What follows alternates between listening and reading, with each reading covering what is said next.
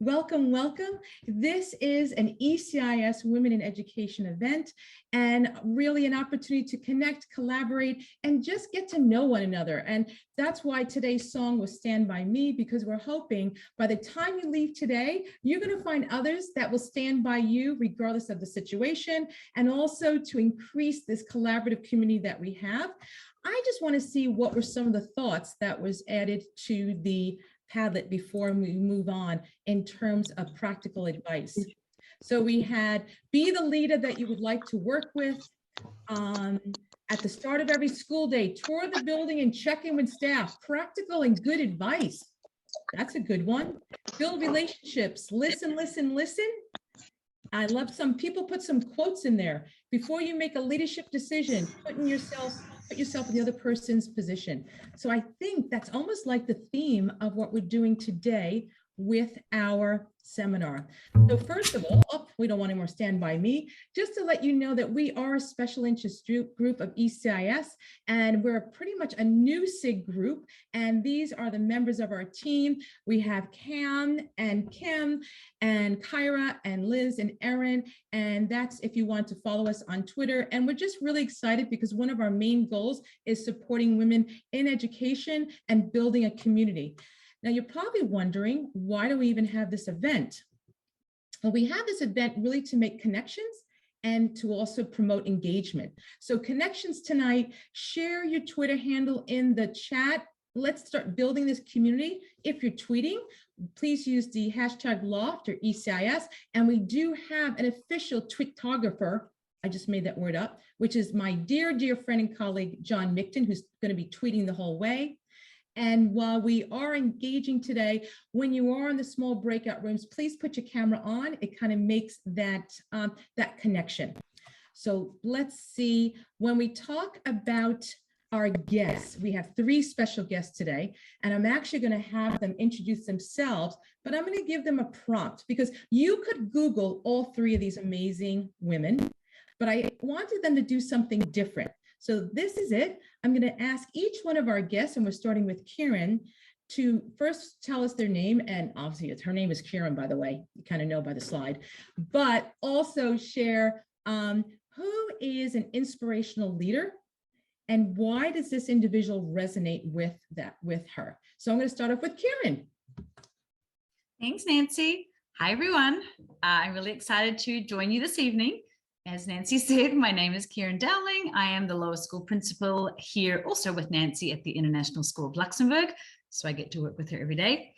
An inspirational leader for me, it's a gentleman I worked with in India previously. His name is Andrew Hoover, and he is such an inspirational leader because no matter what the situation, Andrew has an ability to make whoever he is talking to feel like they are the most important person in the room.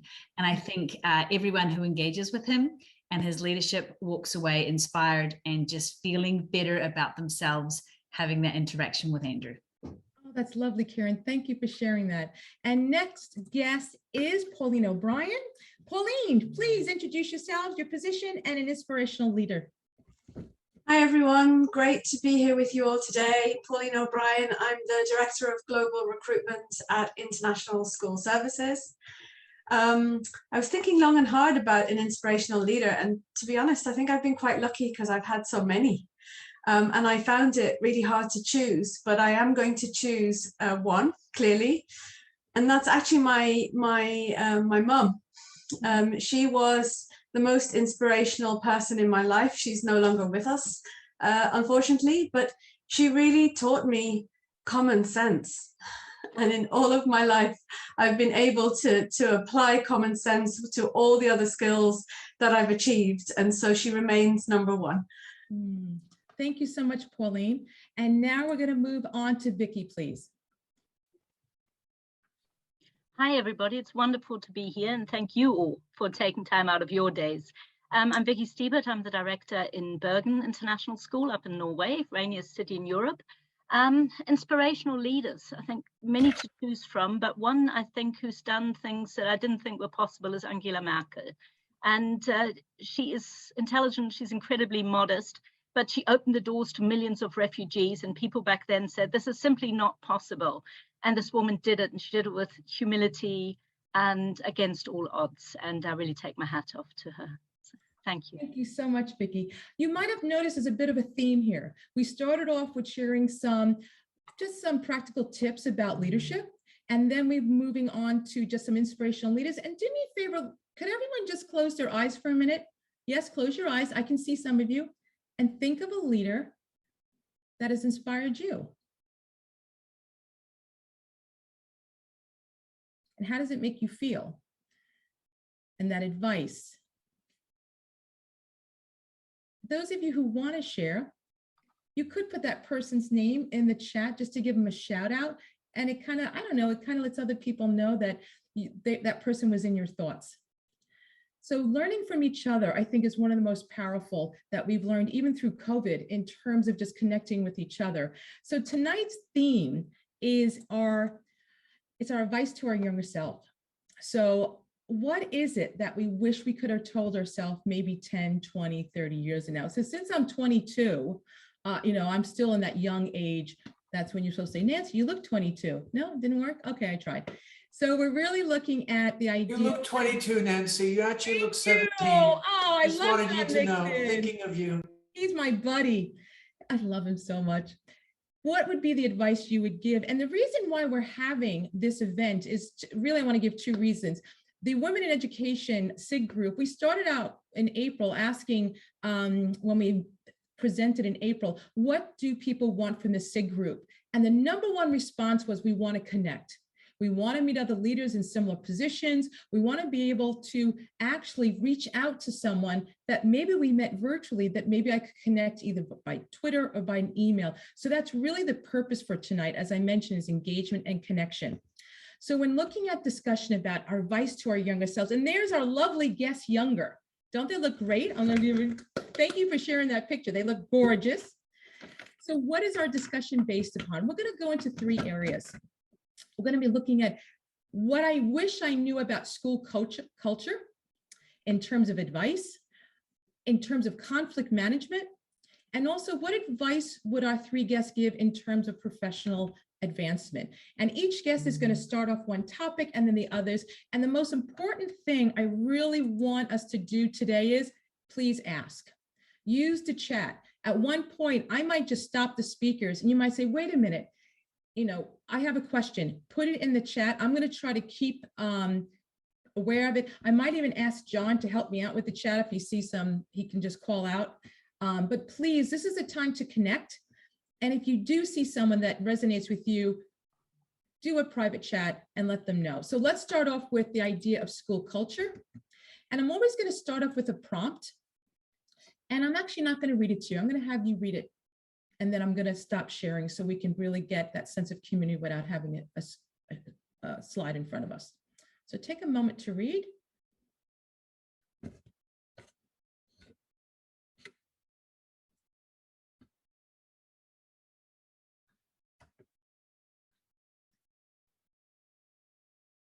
We okay? Yes. All right, I'm going to stop sharing now. And actually, I'm going to start off with Vicki. School culture. Oh, such a challenging topic, especially as a leader, as anybody, even we're talking about anybody into a school. What would be some of your top tips in terms of advice, in terms of developing a positive school culture? How would you start us off? Thank you. It's a huge topic, and I think learning what have I learned this time about building school culture, it's really slow down. If you want to move fast, you've really got to slow down and you've got to listen. It's all about connecting with people. So I think when I used to come into a school back in the photo, you'd come in and you'd see all of these different things that you wanted to fix and, that you'd see to do differently, and you wanted to evoke lots of change. And I think that's one of the things I've really learned over time. You listen, then you learn what's going on, you really connect with people, and only then do you lead. So it's a little bit like when you're writing an essay, you listen, then after, the earliest, after about 90 days, giving some feedback, and then say, what are you going to do? Then do what you've said you're going to do, because that's going to build trust. And then say what you did, so that people know that they can trust you, they can rely on you, and you really need to stick with that. And I think when I came into leadership, it was very much, you know, we need to do this. Oh, now this is done. Tick, let's move on to the next thing.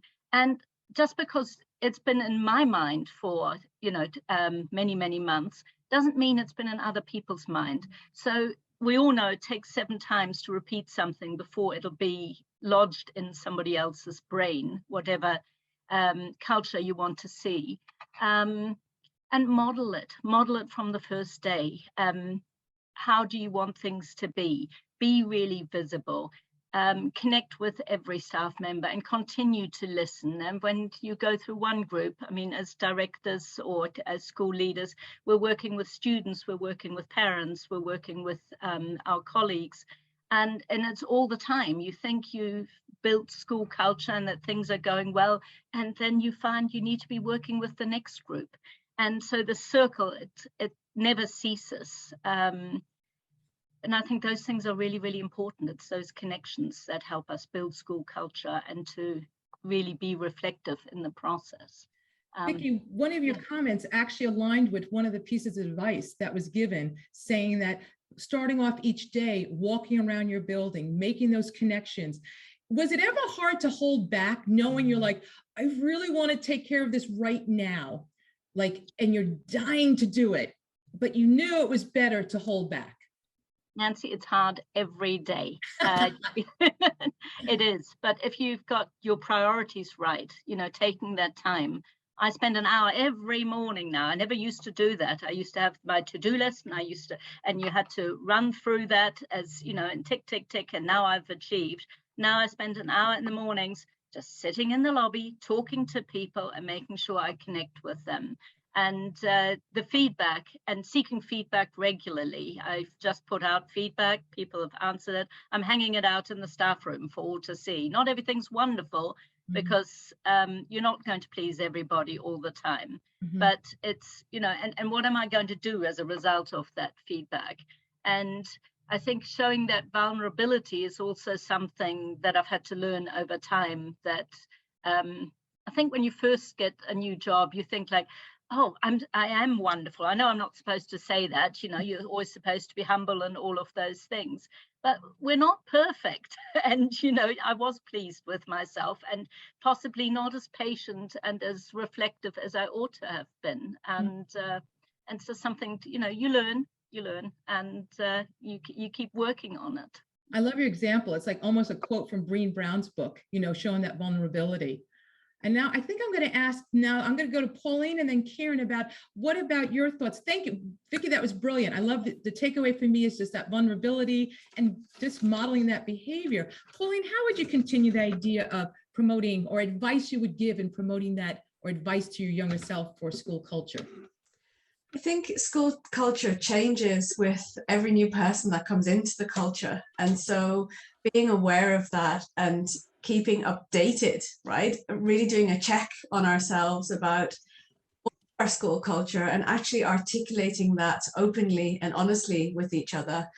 We often hear these days that people don't fit in a culture, or we're trying to be inclusive and not exclusive. So I think speaking more openly about school culture and recognizing what is our school culture right now, and do we have a common agreement about what it is and what we want it to be. And more importantly, if we see that our culture is going in the direction that we don't want it to go, you know, what are we doing about that? How are we promoting the positive things we find in schools that we want to keep in our culture? I love the idea of just acknowledging it. If the school culture isn't there, just really, you know, how do you move forward rather than just denying that everything's just fine? And lastly, Keryn, I'm going to move on to you. What about your thoughts when promoting a positive, or what advice you would give? We have about 40 people here today. Yeah, I think I love what Vicki and Pauline already said. You know, Vicki stole my ideas that I was going to share. But that building on the vulnerability piece, I think, you know, realizing that, yeah, and like Pauline said, you don't have to fix everything fast, but acknowledging that sometimes culture isn't where you want it to be. And the power of connecting with people. I think, you know, a myth about culture can be the happiest culture is the best culture. And I think that is not, well, it's a myth for a reason. So I think it's more important to really think about that everyone's engaged and everyone's working together and thinking about solving problems as a means to address, to enhance the culture. I think communication plays a huge role in culture, and making sure that you are communicating vision clearly and communicating expectations clearly, so that the culture can be as healthy as possible. And something I think I would like to tell my younger self, I'd like to tell it to my current self also, if I'm allowed to do that, is don't dwell on the negative, because there's always going to be someone that gives you less constructive feedback, or perhaps they're part of the negative culture. And I think focusing attention on the positive and giving back to the positive people in the culture is really affirming, and it kind of continues to protect the culture. And then, as my dad used to tell me, don't do for someone what they can do for themselves. And I think that's critical in culture building, because you're empowering others and everyone's really embracing that sense of culture building together. I love your idea of not dwelling. We have to, sometimes we give a lot of attention. I don't know if you ever heard the expression, the toxic 2%, but it takes up 98%. I love Judy's like, yes, it takes up like 98% of our time. And the other idea I'm taking away from Keryn is the idea of conflict is okay. Cognitive conflict is actually healthy. The worst is when you go to a meeting and everyone's smiling and nodding, and then they go in the parking lot and they're ripping you apart. So I'd rather have that sense of trust that you, and the communication where you're able to build upon that idea of just being able to communicate and just that transparency. I love Vicky's idea of getting that feedback and just showing people that we're open to it. So your thoughts, anybody in the chat, a question for any of our three wonderful guests in terms, I love what Louise just wrote. Thank you, Louise. Connection before content. Yes, I think you got that from me in Twitter. Yes. Did you get that from me, Louise? No. No. All right. What did I write? Oh, no, I used to say connection before curriculum. Absolutely. Connection before curriculum, connection before content. It's making those difference, making those relationships. We have Carrie. Anything else in there before I move on to our next? School culture. I just want to recommend one book, which I wonder if you guys, the three guests, have any books. One of my favorite books for school culture is Shaping School Culture by Dylan Peterson. It came out like in 92 or 93, but it's one of the best books I've read on culture. The Culture Code, thank you. Restorative Practice, thank you. Thank you for those two books. Thank you, Keryn. The Culture Code is excellent. All right, everyone. Sorry. Of course, I'm in the Zoom. Someone's talking. I don't know who it is. Oh, sorry. All right. Thank you for that. And now we're just going to move on to our next topic, which is one of everyone's, I would say, top list in terms of dealing with conflict management. We just talked about the idea of cognitive conflict, but conflict management as leaders seems to be an ongoing. So again, could you just read this quote silently to yourself?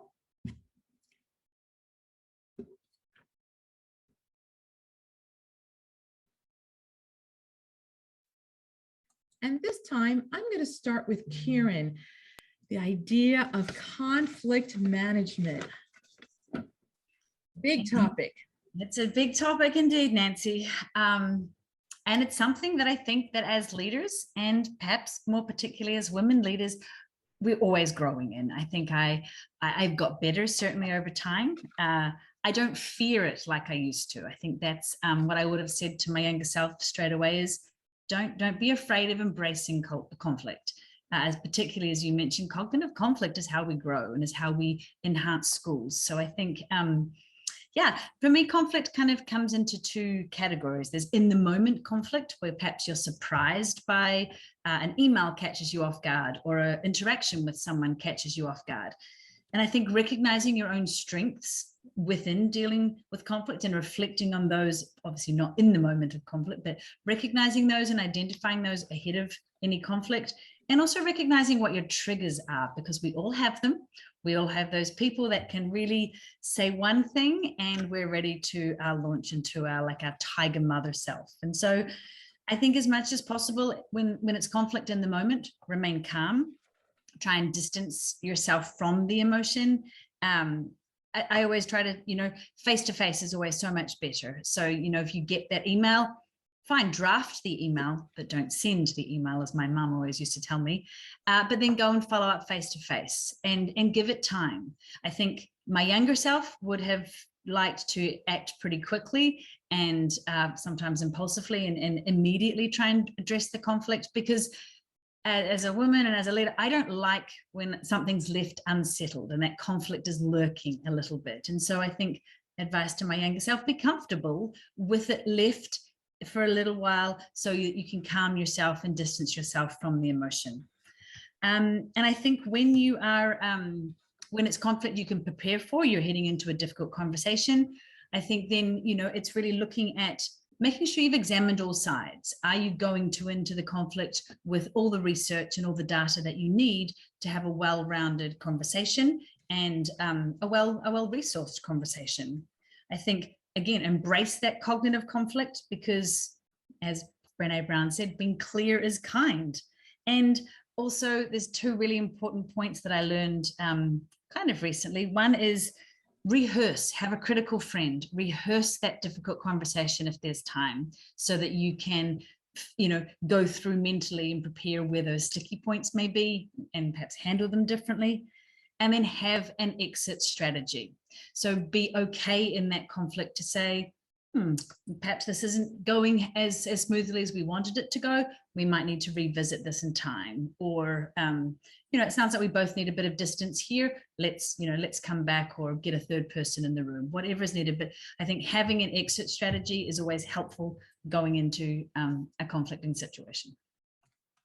Keryn, I loved your idea of the idea of practicing that conversation. I just want a show of hands. How many people do that? They actually practice that conversation with a trusted critical friend. All right, we have Jamie, we have Louise. Well, we have quite a few. Suavis. Okay, wow, your advice resonated. Thank you, Keryn. I'm going to move on to Vicky. What about your ideas, some tips about dealing with conflict management?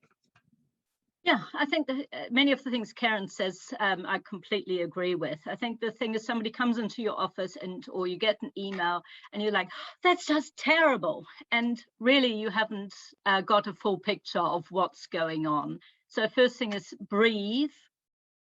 Maybe do one of those breathing techniques from mindfulness. Don't jump, as Keryn says, don't send that email straight away, and really think about things. Again, I think relationships are key, and Louise, you just put that in the chat as well. It is much easier to have a difficult conversation with somebody where you have some common ground.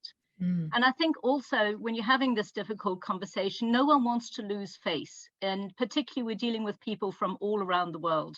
And we have to find that common ground, and there will always be some, even if it is simply, we have your children at our school and we love your kids, you love the kids. Okay, fine. We may not be coming from the same perspective, but you need to find something, and everybody has to walk out of the conversation having gained something.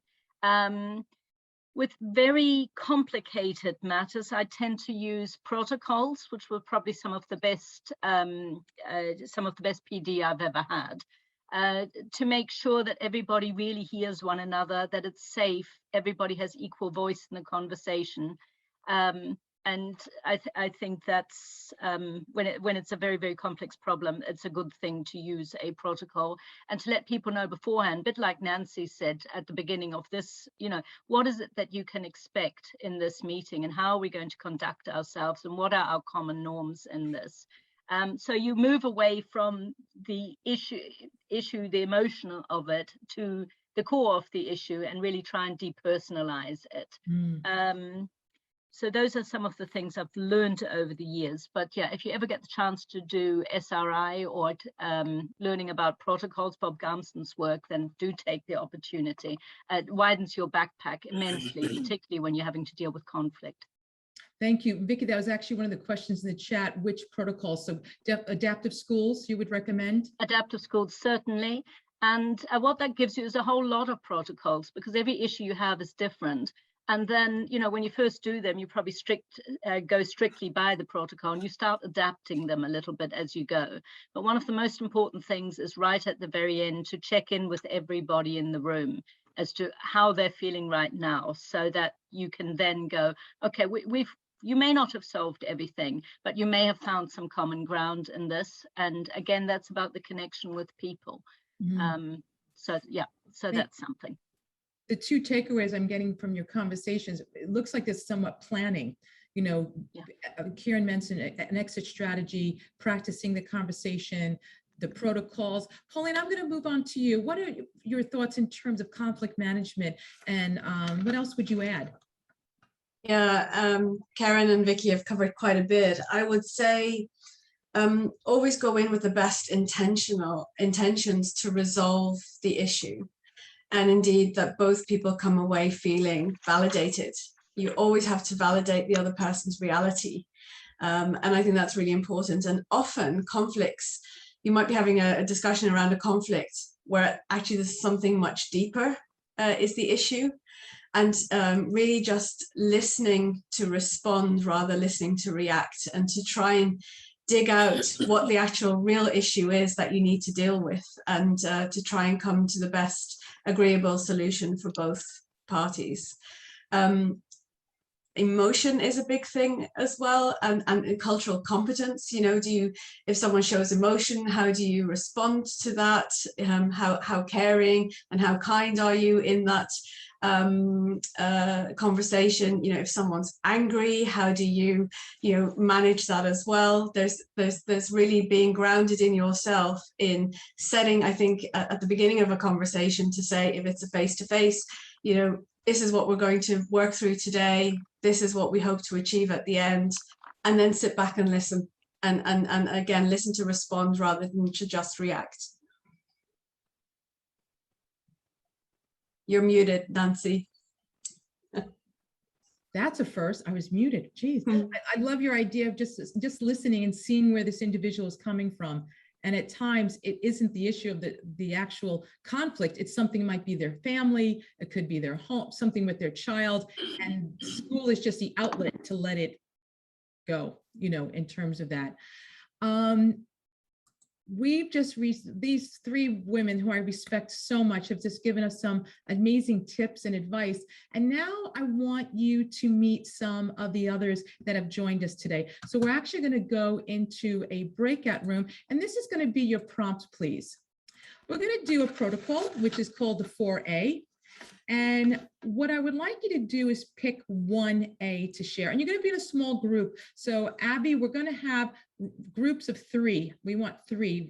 There might be a 4, but we want groups of 3, because we really want you to connect with the people in that breakout session. And pick 1A. And what that refers to is, what would be one piece of advice that you agree to, or you would argue with, or you would aspire to, or assume. Now, if you do finish up before, we're going to do about 7 minutes. You could try another A or continue, but it's really to have a focus. We are using a protocol to have the conversation one that is focused. So we're going to go for about 7 minutes. I know that's really short, but there's only 3 in a room, because we want you to come back and continue that discussion. So Abby, can you make random groups of 3, please? And please make sure you introduce yourselves. Remember what we talked about, engagement and connecting with the people that are with you, and put your video on when you are in the breakout room. It's nice to see people's faces rather than the blank screen. Wonderful. I hope that conversation was worthwhile and you were able to make that connection with an email, or really that's one of the main objectives of tonight, is that engagement. We're coming to our last topic, which is one that I'm really, really pleased that Pauline's going to start us off in, the idea of professional advancement. Before we do, I would like you to silently read this quote and see how it resonates with you.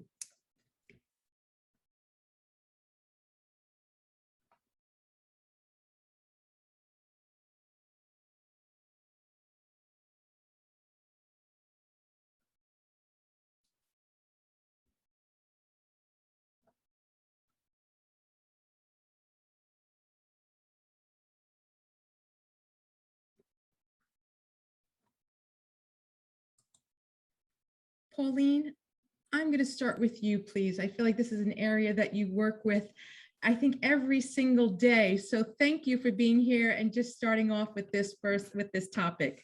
Of course. Thinking about my younger self, what advice would I have had? Would I give my younger self now? I would say top thing is to choose your workplace wisely and intentionally. And I would say don't accept positions only on the reputation of a school or an organization or of the leaders there. I would say do your research for an employer that is really interested in your values and recognizes your worth. I would say look for an environment where you feel you'll belong, where you can be your best self and be respected and be able to grow, because ultimately that will result in your professional success and your personal happiness. I would say choose environments where they recognize your talent and your potential and they expect you to move on to bigger and better things.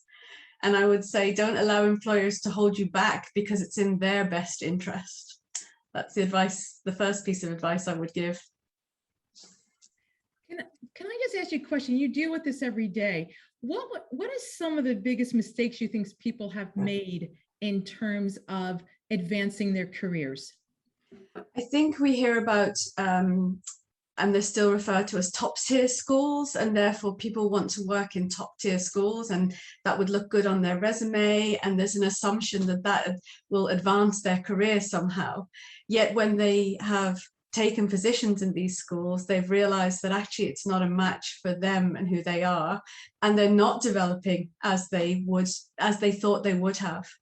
And so it's really important to be very intentional in doing your research about where you are going to be your best self and who's going to allow you to be your best self, and that you look for evidence from, let's say you're applying to a new school, that you look for evidence that they can show you the types of professional development there is, what is the community like, the various stakeholders, are people really that welcoming, show evidence of that. We see lots on websites, we see lots in job descriptions, and it's everyone's very encouraging when everyone's applying for a role and a school's, talking about their best self, right? But we want to make sure that that's the right environment for you coming in. And I remember you once, we spoke not a couple of weeks ago, and you mentioned something to me that I absolutely loved. And I'm going to give this quote. This is your quote, so I'm quoting you. You said, build your own board of directors. What do you mean by that? Yeah, I was going to get that in a little bit later, but building your own directors is really looking for people who are going to advocate for you. So at ECIS, we often talk about mentors and sponsors. And so mentors are those you're going to go to with an issue or a challenge and you want to talk it through. And mentors are usually those who've potentially done your role before or do your role now. And so they can spar with you and they can help you, work through an issue or a problem. Sponsors are people who are actively out there advocating on your behalf. Someone who's going to be talking about your work, someone who's going to be talking about the impact of your work, someone who is going to recommend you for a position, for a school, because you have the skills and competencies, the attitudes, the attributes that school is looking for. Board of directors are people who are on your side and who are going to be your critical friends as well, who are going to say, maybe that's, for instance, you're thinking about moving positions and they might advise you and guide you on whether that's the right position for you to take, in their opinion. I'll add one more thing in terms of recognizing your achievements and developments and keeping record of them. That might sound silly, but at the time that we go to apply for positions, we're scrambling to get our documentation together. We're trying to find the evidence of, what makes us right for this next position. Where if we actually, often we do evaluations in our schools or in our workplaces every year, keep note of that, keep a record of that. So that at the time that you are putting in an application, you can quickly look back and say, that was the development. That was how I worked through that. And this was the impact and the results that it achieved.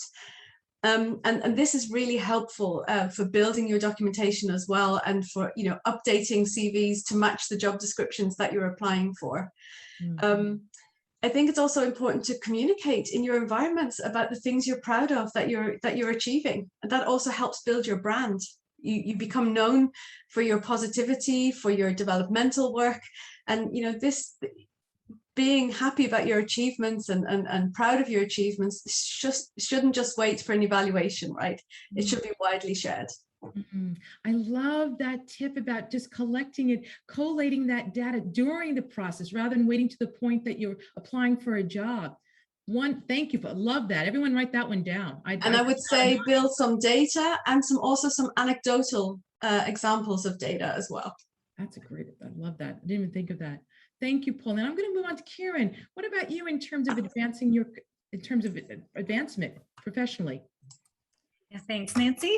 I really like what Pauline just said about build your brand. It actually got me thinking. I think, early on, someone did tell me to think about what your values are in education, particularly, and as a leader, and really kind of focus on that in terms of, who are you following on Twitter? What are you hashtagging on Twitter? Like, you start to build your own brand by who you engage with and what you're putting out about yourself. And that kind of shapes your your professional development choices. And sorry, now I'm at the schools. Give me 1 second. I don't know if you can hear this. The school will be closing in 15 minutes. Okay, it's gone.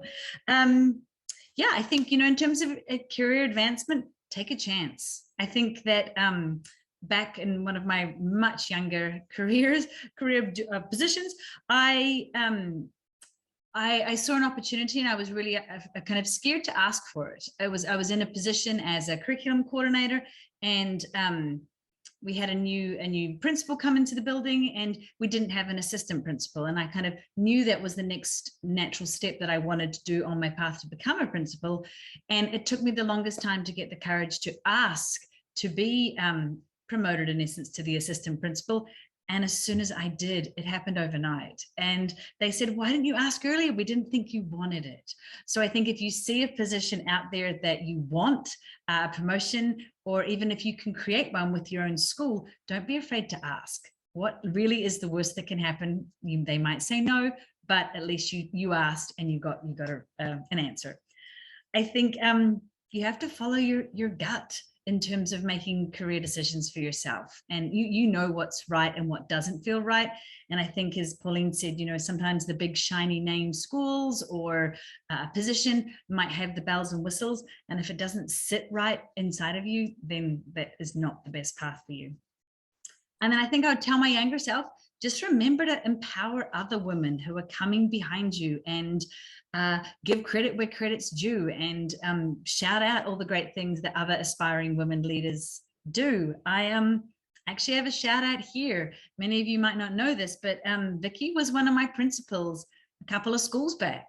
And I was a new mum. I had like a 2-year-old, and I arrived at Vicky's school, and my daughter had just turned 3, was joining the 3-year-old program, and she was sick. It was the first week of school. She got scarlet fever. She had strep throat. I was like, oh my gosh, what do I do? Like, I'm starting at this big school in Zurich, and I have a sick kid. And Vicky was like, you're not replaceable at home. We can cover your position here at school. Go be a mum. And it was the best advice. And I have now since passed that kind of advice on to young mums as they're coming into schools. And I really thank Vicky for that. And I'm glad that I can now pass it on to. That was lovely. I mean, that's just the idea. And this is one of the objectives of even us being here tonight, in terms of that connection, in terms of support. Vicky, what a lovely, lovely comment about you. We knew it already. I feel very honored. Thank you, Keryn, that you remember that. But please, your thoughts, Vicky. Yeah, one of the things I didn't know was that leadership really changes as you grow older. What makes you a good leader in your 30s is not necessarily what makes you a great leader in your 40s, 50s, 60s. And when you're in your 30s, often the biggest challenge is managing other people, because you don't always have the confidence, you don't always have the experience, and you also need to get others to look at you and to set yourself apart. When you're in your 40s, you often get given responsibilities in areas that you have absolutely no idea how to do. And Keryn mentioned just before, nobody knows everything. When I first became a director, I have no idea how to run a cafeteria, how to be a bus manager, how to do the communications, how to do the finances, how to do it, and so on and so forth. I actually know a very small slice. So I think you need to learn to rely on people and really to ask the right questions. And then when you move into towards your 50s, you become much more of a coach. You're reading culture all the time as to when you're walking through the building, you need to be very strategic. And you need to bring more and more harmony. And the people in their 30s often look at a leader in their 50s and 60s and go, oh, they don't really do much, or they're not moving fast enough, or, you know, it's all about harmony. And, you know, why don't they just tell them what to do? And it takes that time as you go through life those are the things I've observed about myself and the way I was in my 30s and 40s and 50s, and now I'm moving towards my 60s. But it's what makes you great in your 30s is not what makes you great in your 50s and 60s. And I think to appreciate that and to learn, and it's a fantastic thing, you know, that each of those age groups have got something they really shine at. But it was something I didn't realize. I thought a great leader was a great leader, and they had a certain set of characteristics, and you know, they connected with everybody, but I didn't see all the other stuff. So I think that to me was a huge learning over time. I just love the idea of that journey as a leader and accepting how the role evolves as well. With your professional advancement, you have 3 women here who I think have this experience. So please, one aspect of tonight is also reach out to them. They have the experience, and again, it's supporting one another, that if you are looking for a job, or if you want that critical friend, you have a group of people here. Now we're coming to the end, and I'm hoping that what you heard, something resonated with you, that there was just a thought that you would say, you know what, I actually felt this in my heart. Like this is something that I will leave with. So what I'm going to ask you to do now is actually, we're going to go into our last breakout room, and we're going to just do really just maybe just 5 minutes or so. And I'm going to ask you to really think about what has piqued your interest tonight and what has resonated, and making that something not just as a leader, but as just an individual, someone who's passionate about education. And Abby, could you do that for me? Just make about, we're going to go for 5 minutes, and then we'll have 5 minutes to bring everyone back in. And let's have 3 in a group, so the groups are a little bit smaller, so people can talk a little bit longer. Okay? So everyone, big smile, and we'll see you in 5 minutes. Thank you. And before we go, we would like some final words from our 3 guests who took the time to be with us. And I think I will start. I forgot who I was supposed to start off with, actually. I'm going to start off with Keryn. Keryn, some final thoughts before we leave. A 1-minute summary, if you wish. I'm off mute. Thanks, Nancy. It's been great. I learned a lot more than I think I contributed this evening. I think, yeah, final words is the power of an apology and reflection, and recognizing perhaps where you haven't got things right and you're leading others, and maybe it's in conflict management, maybe it's to do with culture, but the power of admitting that, having that sincere, genuine moment with others, and moving on and past it. Oh, Keryn, what great advice. Again, it goes back to vulnerability, Green Brown's work. And next we'll go to Vicky, please. Thank you, everybody, and thank you for great conversations tonight. It was really, really interesting. I think the big difference between you and everybody else out there is you need to believe in yourself. There's absolutely no reason why you shouldn't put your foot forward. I think we lost Vicky. With her foot forward, no less. Freeze for you guys as well? Yes.